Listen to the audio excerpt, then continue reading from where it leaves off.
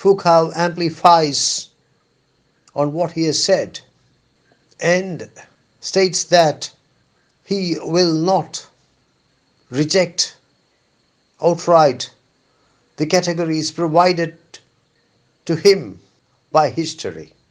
Categories such as psychopathology, medicine, political economy. He shall accept these categories. He shall accept these categories, but he shall not place himself inside these dubious categories. He shall accept these dubious unities from the outside. He shall subject them to interrogation. He shall question their nature, their existence. He shall try to find out whether they require to be demolished, or whether they require to be reformed, or whether new categories can be created after demolishing them. This is vintage Foucault. Foucault taking a very nuanced position, questioning the foundational concepts of the Western intellectual world, but not rejecting them completely. Placing a question mark over each foundational concept of the Western intellectual world, but also placing an exclamation mark after each of these concepts. He says that what is required is not complete rejection. What is required is comprehensive interrogation. His effort is to find out by what right these so-called unities call themselves unities. His effort is to find out the solution to the problem. And the solution may be demolition. The solution may be reform. The solution may be the creation of a new concept after demolishing the old concept.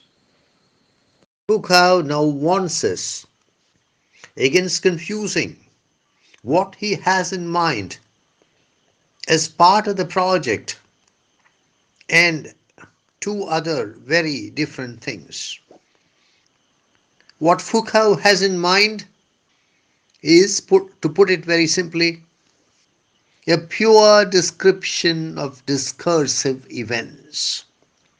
A pure description of discursive events.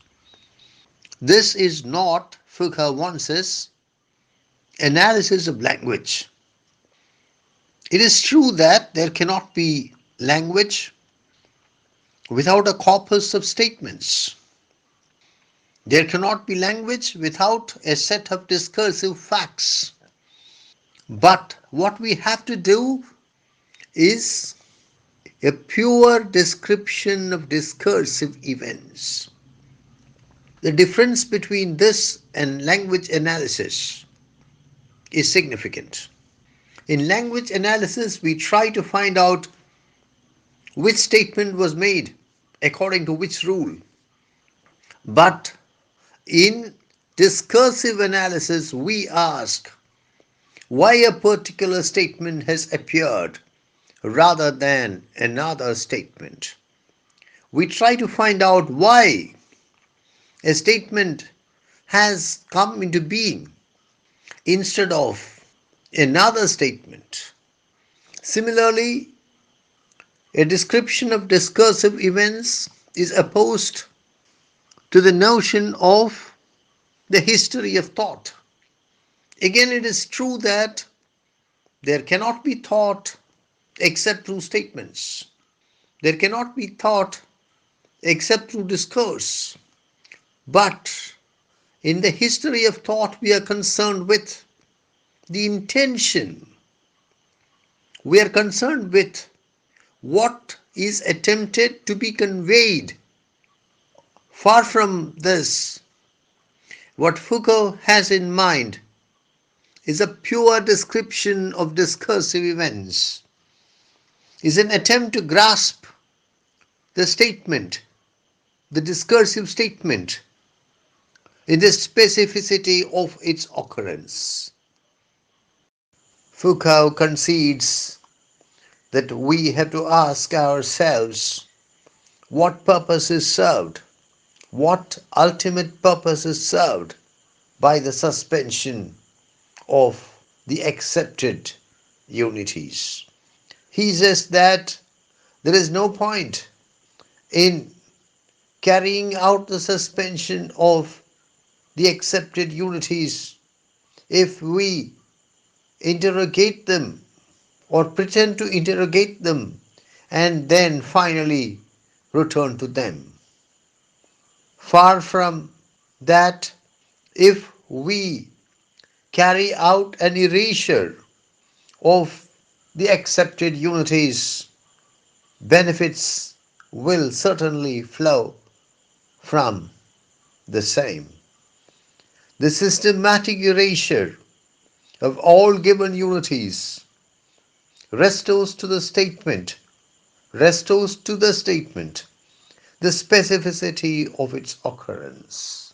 That is the first positive result of our effort to suspend the accepted unities.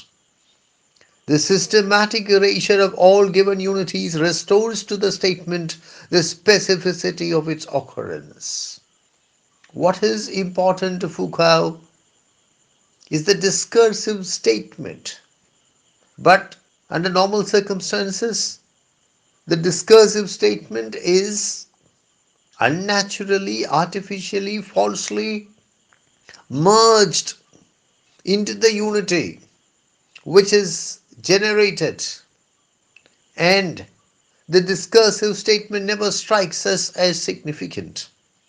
But once the accepted unities are erased, systematically erased, we realize the specificity of the occurrence of the discursive statement.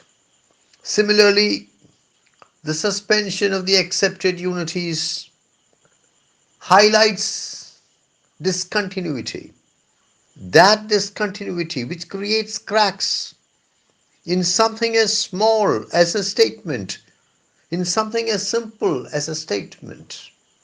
Thus, through the process of suspending the accepted unities, we realize the specificity of the occurrence of the discursive statement and also the disjunctions within the statement, the cracks within something as small, as simple as a discursive statement.